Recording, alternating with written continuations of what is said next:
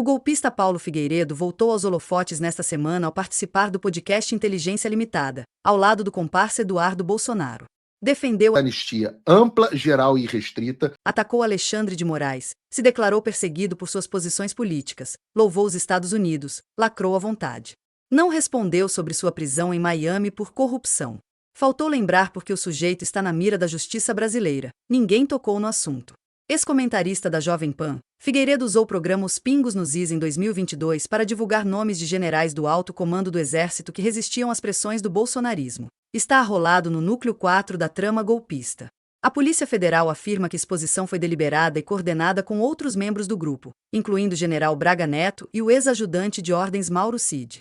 O objetivo era constranger publicamente os oficiais legalistas e fomentar dissidência dentro das Forças Armadas por meio da desinformação e de campanhas nas redes. Em suas declarações na Jovem Pan, feitas dos Estados Unidos, Paulo Figueiredo afirmou ter apurado quem seriam os 3 generais contrários ao plano golpista: Richard Fernandes Nunes, Tomás Ribeiro Paiva e Valéry Stumpf Trindade. Ele alegou estar cumprindo um Dever cívico ao expor esses militares, no momento de tensão institucional no país. A PF concluiu que o episódio integrava uma ofensiva articulada com base em fake news para desestabilizar o alto comando do Exército e facilitar a ruptura institucional. Há diversas provas, colhidas no celular de Cid, mostrando a atuação desse pulha.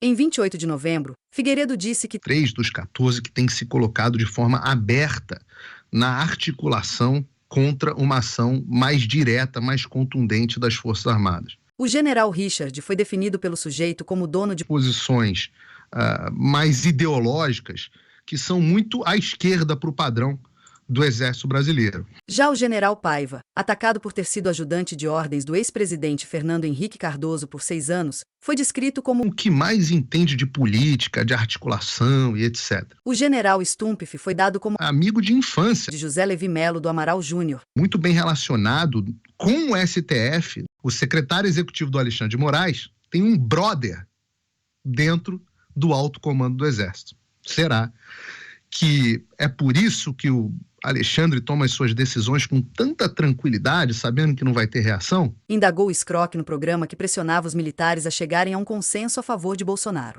O nome de Figueiredo também aparece ligado a uma carta redigida por coronéis alinhados ao golpe e enviada a ele para ser lida no ar. No podcast Inteligência Limitada, Figueiredo, especialmente loquaz, pôde defender a liberdade de expressão e toda a pataquada sobre as sanções dos Estados Unidos ao Brasil numa boa. Deu listas de jornalistas perseguidos, a receita de como atender a chantagem do governo Trump, lacrou e mandou recados. Entre outras coisas, alegou que o general Tomás Paiva tem encontros frequentes com Alexandre de Moraes, sem ser questionado. É assombroso que ninguém tenha lembrado do passado recente desse sujeito.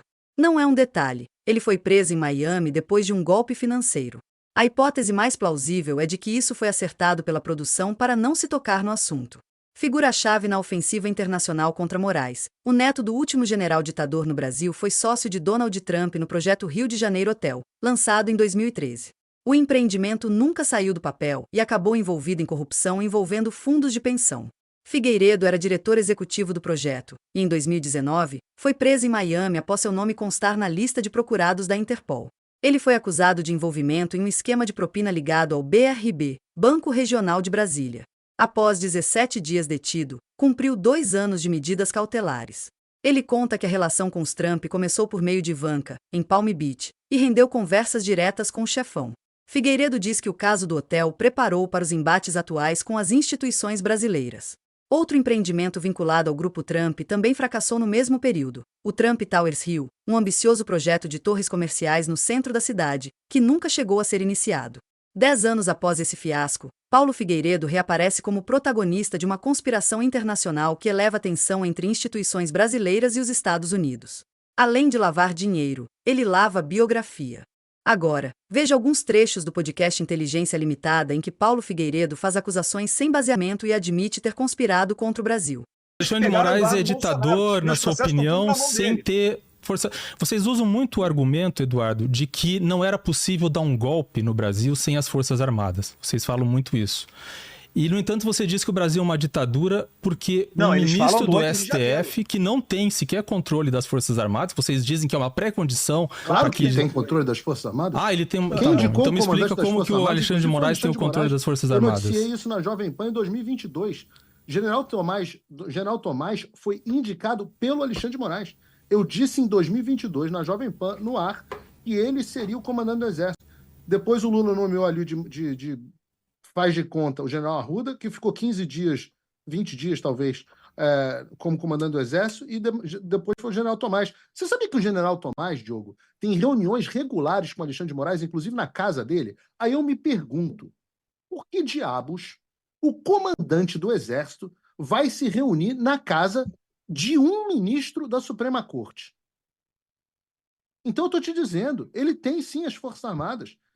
Ele tem o comandante das Forças Armadas e a garantia, através do Chilling Effect, que a tropa vai ficar quietinha no lugar dele. Quantos generais 4 estrelas já foram presos até agora? Quantos oficiais respeitadíssimos dentro do Exército não foram presos até agora para que ele pudesse fazer um verdadeiro expurgo dos patriotas dentro das Forças Armadas? Uma das coisas que é urgente e que vai ser feita assim a partir de 2027 é a retomada do orgulho das nossas Forças Armadas e do patriotismo dentro da força. E patriotismo não é isso que eles estão dizendo, tolerância, não sei o que, não. Patriotismo é o cumprimento do dever constitucional deles, que é a defesa da pátria, que é a verdadeira soberania. Então, sim, Moraes controla as Forças Armadas do Brasil. Essa é a verdade nua e crua e triste. Eduardo concorda, Eduardo, que Moraes controla as Forças Armadas? Totalmente. Totalmente. Antes da gente entrar no Tarcísio, só responder a sua pergunta do Lula também, rapidinho, o Lula pode ajudar muito nesse processo. Ele não é o principal responsável, mas ele pode ajudar muito nesse processo. Como é que ele pode ajudar? Parar de fazer cagada. Se ele parar de dar declaração dizendo que vai taxar a empresa americana, se ele parar de dar declaração dizendo que vai taxar dividendo, parar de tentar retaliar para brigar contra a maior potência do mundo, parar de querer atacar as big tech como forma de retaliação, isso já vai ajudar muito. A outra coisa que ele poderia fazer, muito claramente, muito diretamente, era se posicionar em favor da anistia.